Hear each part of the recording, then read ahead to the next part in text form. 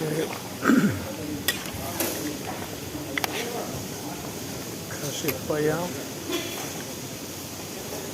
খাসির পায়াগুলি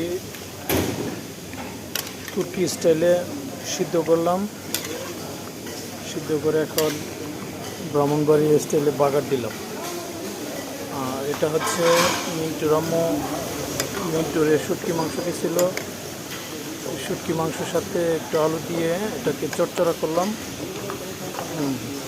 ঘ্রাণ ঘ্রাণ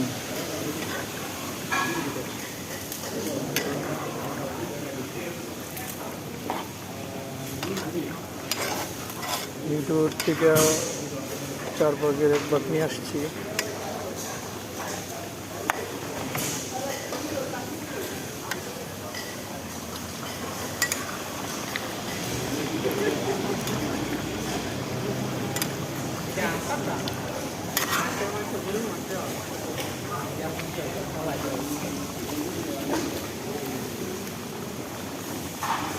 যদিও ক্যামেরাতে কালার ভালো আসতেছে না।